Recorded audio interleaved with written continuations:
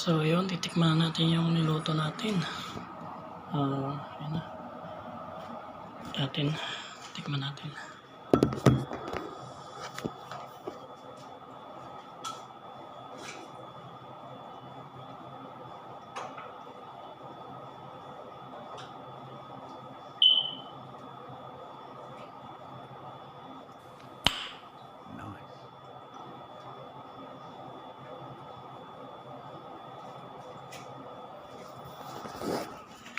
Ayun, tapos lang natin maligo. Tikman natin yung ulam na niluto natin.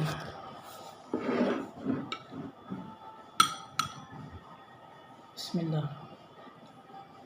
Edit.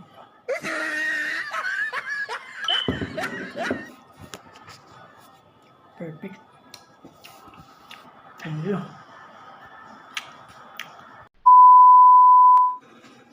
Hi guys, good morning. Magluluto tayo ngayon ng beef. Babad natin sa soy sauce saka sa tomato sauce. Lalagyan natin siya ng mushroom saka talong. Lulutuin natin yung babad natin. 12 seconds later. So ayun, nahiwa na natin yung bell pepper, kamatis, sibuyas, saka bawang. Ngayon, igigisa na natin siya ngayon. Gagamit tayo ng butter. Igisa natin ngayon.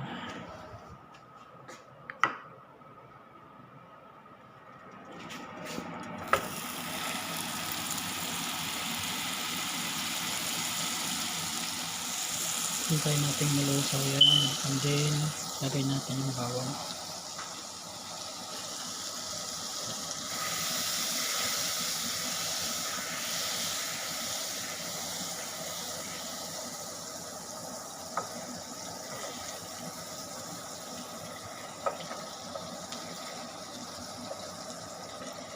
So, ganito lang. Simple lang yung pagluluto.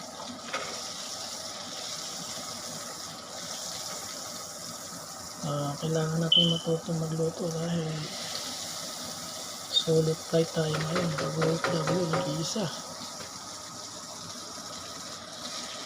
Kailangan madiskarte. Then lagay na natin yung bawang.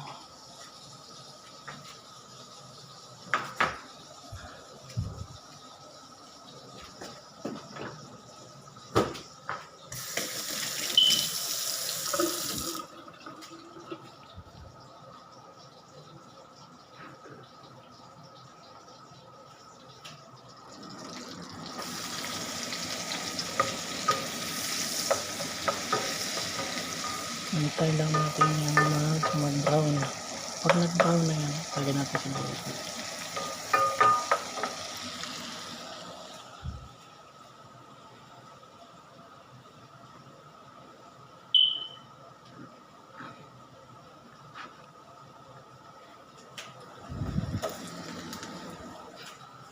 Yan, mikos-mikos na lang natin.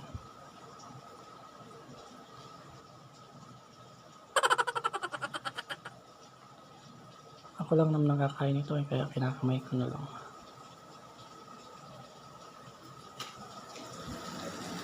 Yan.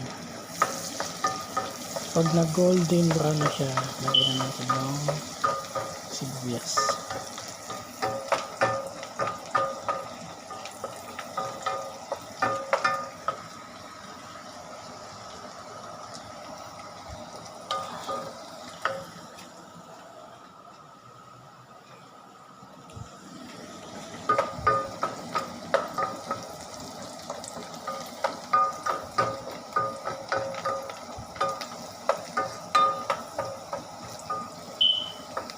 Ayun.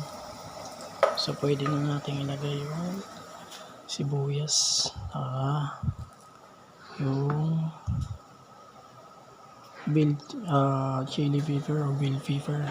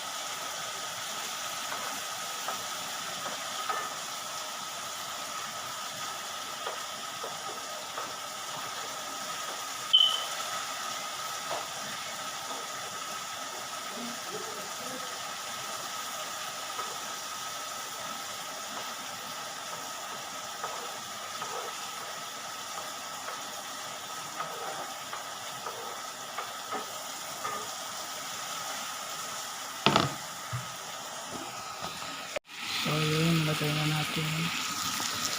Haluin lang natin siya.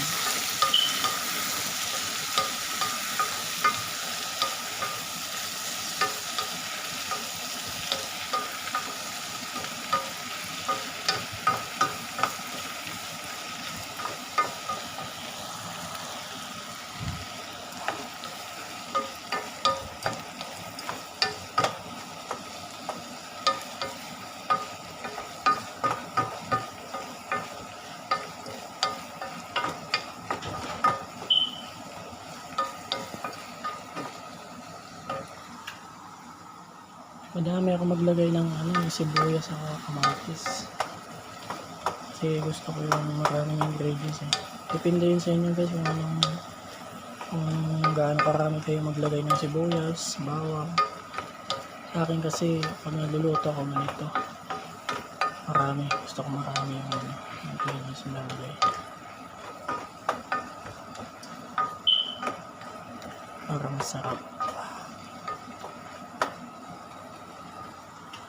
Then antay lang natin maluto yan. Tapos isusunod natin yung talong saka yung mushroom.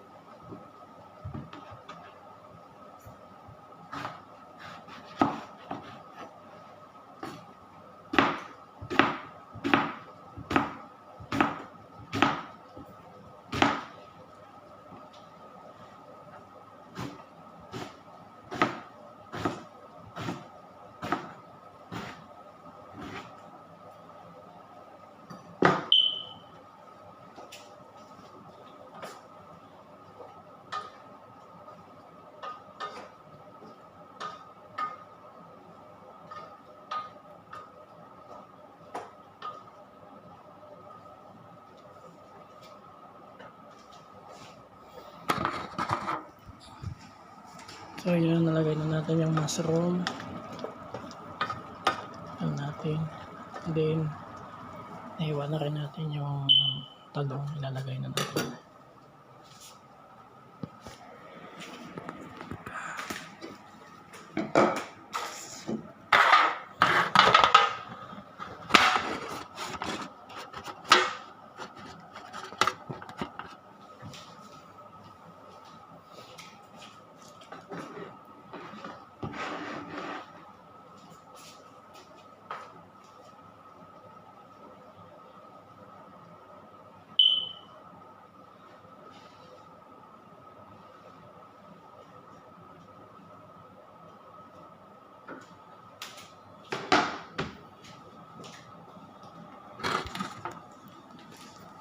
Ayan, nalagay natin yung talong. Mekos-mekos na natin yan.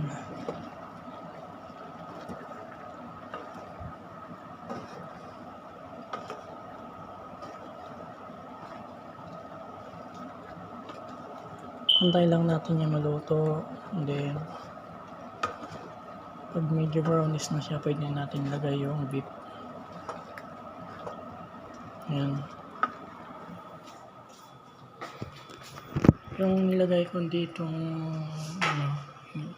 ito lang yung beef,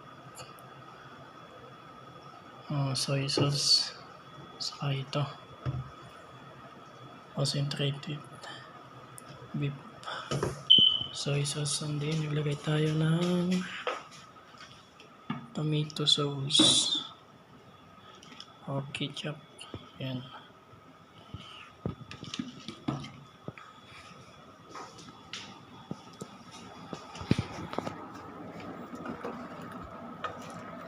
Maya pwede na natin ilagay yung beef. Pag mayroong cornstarch, pwede natin lagyan kaso wala tayong cornstarch. Parang pag naluto parang maganda, mas malapot ang sabaw. Kaso wala kaya ito lang muna.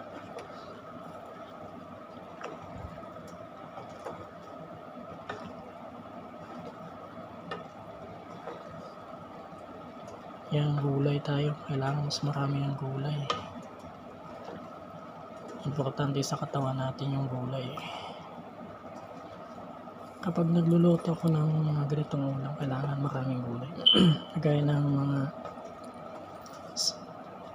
celery, spinach, pichay. Pwede tayo maglagay ng pichay sa mga tinola. Carrots, yan, maganda yan sa katawan. Maraming vitamins.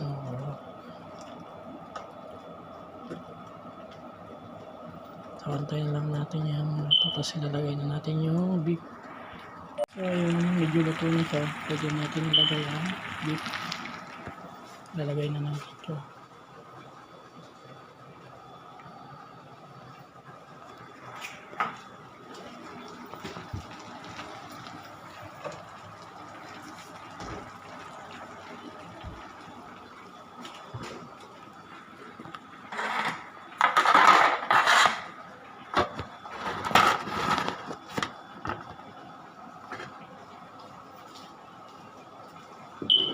Yun, lagyan natin.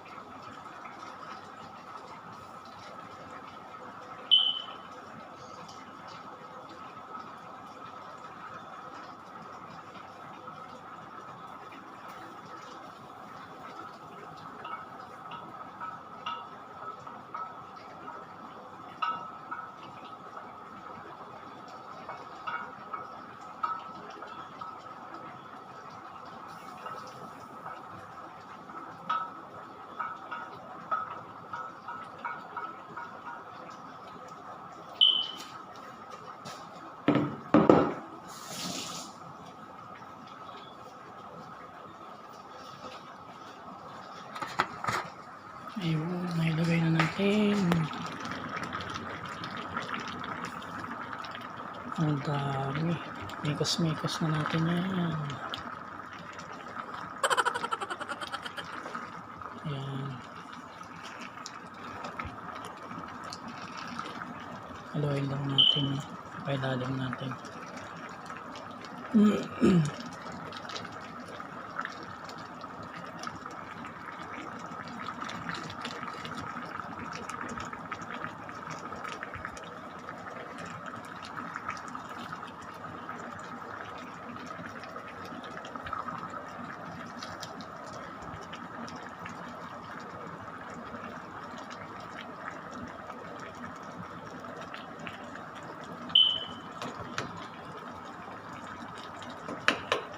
So ayun, antay na lang natin maluto. And then i-lower heat natin para sakto lang. Ayan, lower heat yan. Then takpan natin, antayin natin maluto.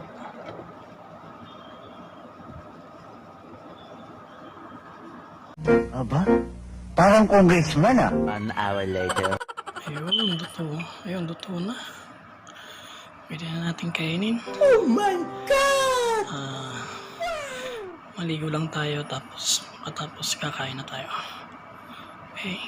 So ayun, titikman na natin yung niluto natin. Ayun na. Tikman natin.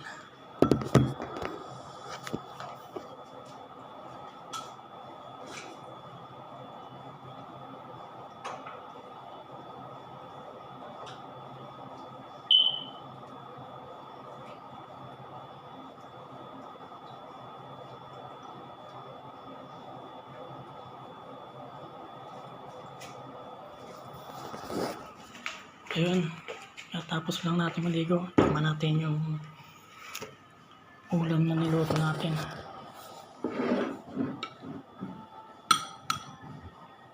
Bismillah. Edit.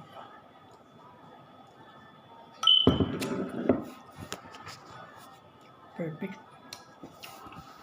Thank you.